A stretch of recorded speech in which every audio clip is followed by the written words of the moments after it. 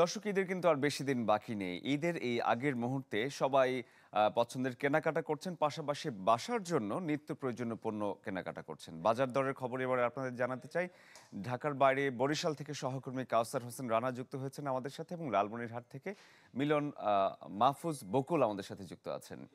আমরা বরিশালে যেতে চাই শুরুতেই রানার কাছে। রানা, ঈদের যে নিত্য পণ্যান্ন, চিনি, সেমাই, তেল, এগুলোর দাম কেমন বরিশালে?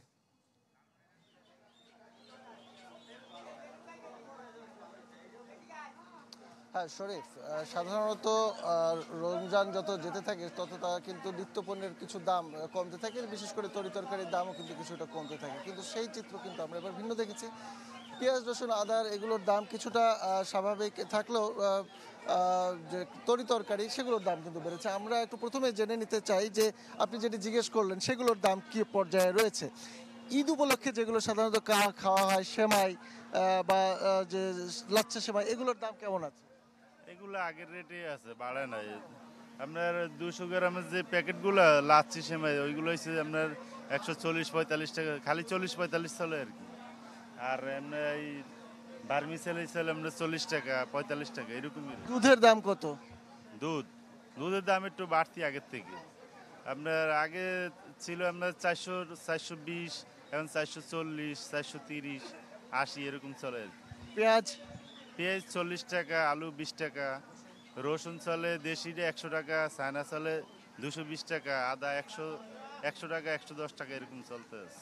শরীফ, আরেকটি বিষয় আমরা বলি যে সয়াবিন তেল সেটি কিন্তু এখন পাওয়া যাচ্ছে, কারণ সয়াবিন তেল নিয়ে বেশ আকাল একটি দেখা গিয়েছিল। এখন কিন্তু মোটামুটি অ্যাভেলেবল পাওয়া যাচ্ছে, এবং 170-72 টাকা লিটার, এবং 5 কেজি 500-800, অর্থাৎ লিটার প্রতি 170-72 টাকা করে পাওয়া যাচ্ছে। তবে তরিতরকারির ক্ষেত্রে, শশার ক্ষেত্রে, যেটি 2 সপ্তাহ আগেও ছিল 40 টাকা, সেটি এখন 100 টাকার দরে বিক্রি হচ্ছে। এরকম কিন্তু কাঁচা তরকারির দামে কিছুটা বৃদ্ধি পেয়েছে। এই ছিল বরিশালের পরিস্থিতি। শরীফ। রানা, ধন্যবাদ আপনাকে। উৎসবে খুশি হবে নগদে বেশি, কারণ ঘন্টায় ঘন্টায় আছে গিফট জেতার সুযোগ। বকুল, আমরা বরিশালের নিত্য পণ্যের বাজার দর দেখছিলাম, কিছু কিছু পণ্যের দামও তিনি বললেন। লালমনিরহাটের কি খবর আপনার কাছে জানতে চাই।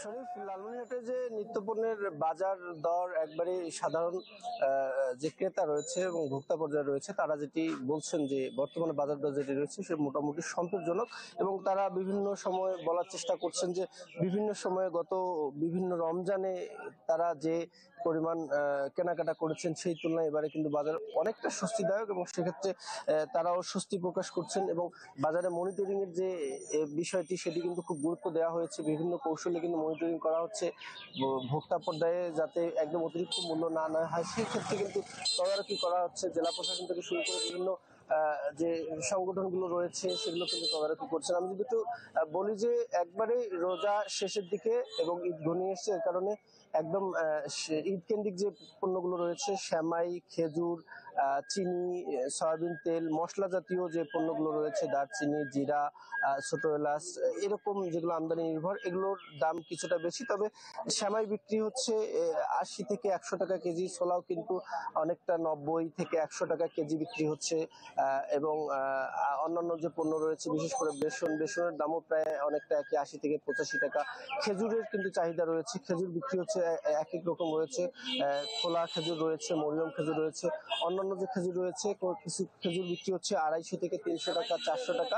তবে একবারে উচ্চ মানের যে খেজুরগুলো রয়েছে সেগুলো কিন্তু 2 থেকে 2,500 টাকা কেজি বিক্রি হচ্ছে। সয়াবিন তেলের যে সংকট রয়েছিল সেটি কিন্তু এখন নেই, চিনির সংকট নেই। সয়াবিন তেল বিক্রি হচ্ছে 180 টাকা লিটারে, এবং বোতলজাত সয়াবিন তেলও কিন্তু পাওয়া যাচ্ছে। কাঁচা শাকসবজি কিন্তু 20, 25, 30 টাকা এর মধ্যেই বিক্রি হচ্ছে। সব মিলিয়ে ভোক্তা পর্যায়ে একদম অনুকূলে রয়েছে। সাধারণ মানুষ কিন্তু বর্তমান যে বাজার দর সেটি নিয়ে খুশি। তবে মশলা জাতীয় আমদানি নির্ভর পণ্য নিয়ে তাদের কিছুটা ক্ষোভ রয়েছে, বিরূপ প্রতিক্রিয়া রয়েছে, এবং তারা বলছেন নজরদারি যেন অব্যাহত থাকে। বকুল, আপনাকে অসংখ্য ধন্যবাদ।